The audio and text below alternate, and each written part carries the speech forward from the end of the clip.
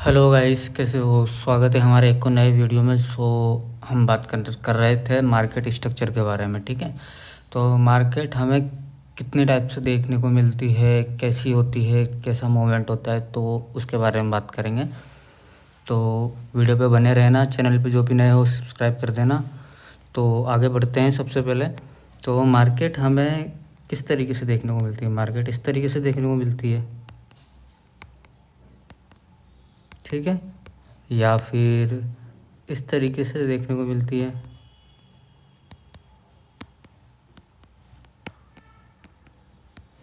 ना? या फिर सबसे लास्ट में होता है मार्केट स्ट्रक्चर का एक स्ट्रक्चर ये, ठीक है।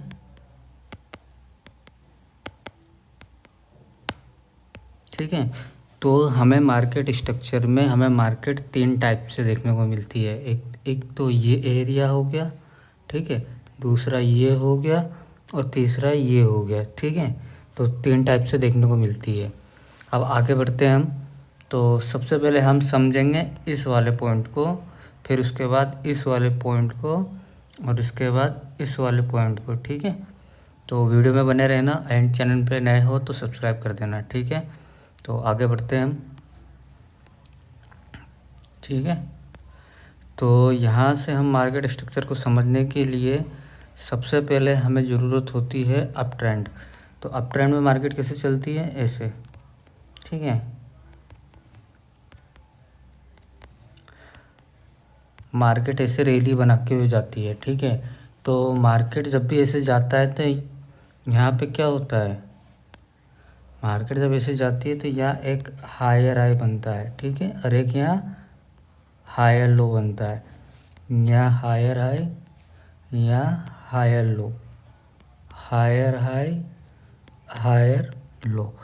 तो मार्केट अप ट्रेंड में होती है तो ऐसे बनाती हुई जाती है, ठीक है। तो ये क्यों बनता है, इसका क्या कारण है, तो इसके बारे में हम जानेंगे। तो समझना ध्यान से। मार्केट ऊपर गई, ठीक है, सॉरी, मार्केट यहाँ से ऊपर जा रही है, ठीक है। ऊपर जाने के बाद नीचे आती है, नीचे थोड़ा सा आती है, फिर ऊपर चली जाती है। जब दिन ये वाला हाई ब्रेक करती है, ठीक है, ये वाला हाई ब्रेक करती है, तो यहाँ कंफर्म हो जाता है हायर लो, है ना, और ये बन गया हायर हाई।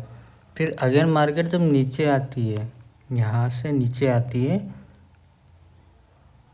तो ये क्या बन गया? हायर हाई, ठीक है। ये हायर हाई क्रिएट करने के बाद में जब तक मार्केट नीचे से ऊपर वापस नहीं जाती है, यहाँ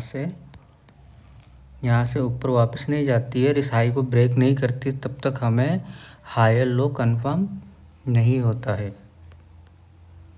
ये ध्यान रखना, बस यही चीज़ है। जब भी मार्केट अप ट्रेंड में होती है तो ऐसे हायर हाई हायर लो बनाती हुई जाती है। अब इसके आगे हम बात करते हैं तो डाउन ट्रेंड में। डाउन ट्रेंड में मार्केट कैसे होती है? ऐसे, ठीक है।